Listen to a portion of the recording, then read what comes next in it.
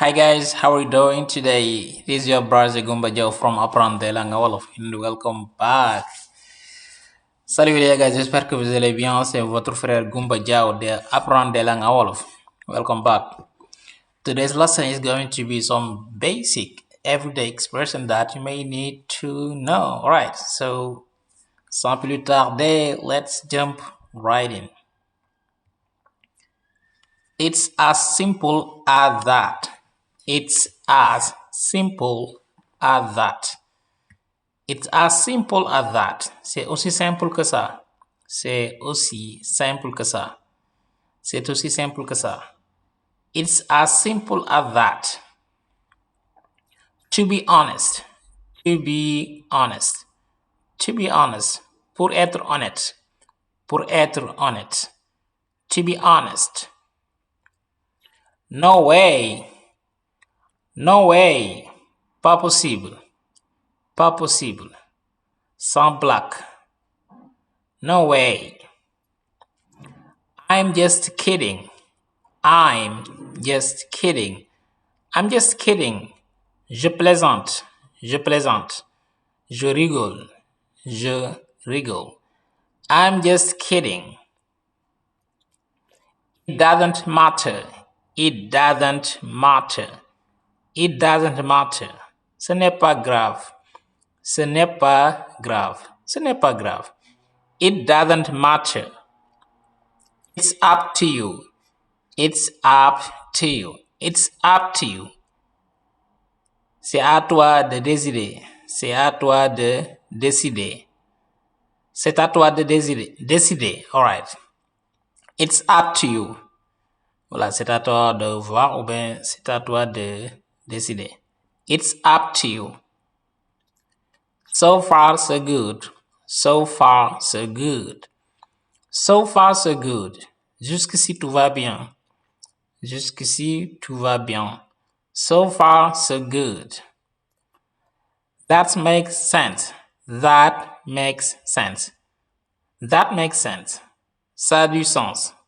Ça a du sens. Ça a du sens. That makes sense. Alright, so di wax rek ñi nga xam ne ñoo bëgg a jàng ba tey anglais formation 3 mois jàng anglais jaar ko ci làkk wolof formation ñoo ngi continuer ba léegi. Alright, so ku ci bëgg bokk mën nga ñu jokk ci numéro bi 0033 bi ngeen gis noonu 758 bi 40 87 55 donc da ngeen ñu jokk ci whatsapp bi. Formation bi durée bi 3 mois lay doon coût de la formation 13 000 francs kese la yomb lool ku ci bëgg bokk mën nga ñu jokk ci numéro bi. Alright, ci whatsapp bi. Let's continue, guys. I'm used to it. I'm used to it. I'm used to it. Je suis habitué. Je suis habitué. I'm used to it. From time to time. From time to time. De temps en temps. De temps en temps. From time to time. From time to time. Once in a while. Once in a while. Once in a while. Une fois de temps en temps.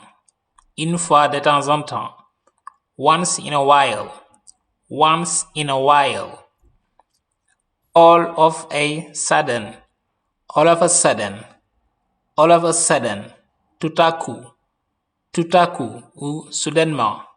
Soudainement. All of a sudden. All of a sudden. For the time being. For the time being. For the time being. Pour le moment. Pour le moment. For the time being. Sooner or later. Sooner or later. Sooner or later. Tôt ou tard. Tôt ou tard. Tôt ou tard. Sooner or later. Chill out. Chill out. Chill out, man. Détends-toi. Chill out. No big deal. No big deal. No big deal. Ce n'est pas grave. Ce n'est pas grave. No big deal. I'm starving. I'm starving. Je meurs de faim. Je meurs de faim. I'm starving. In the long term. in the long run, in the long run, in the long run, à long terme, à long terme, in the long run, once and for all, once and for all, once and for all, once and for all, une bonne fois pour toutes, une bonne fois pour toutes, once and for all. From day one, from day one, from day one, depuis le premier jour, depuis le premier jour. From day one, time flies, time flies, time flies. Le temps passe vite, le temps passe vite. Time flies. Every now and then, every now and then, every now and then, every now and then. De temps en temps, de temps en temps, de temps en temps, every now and then. Alright guys, so that's all. Thanks for watching and I'll see you in the next one. Peace and take care.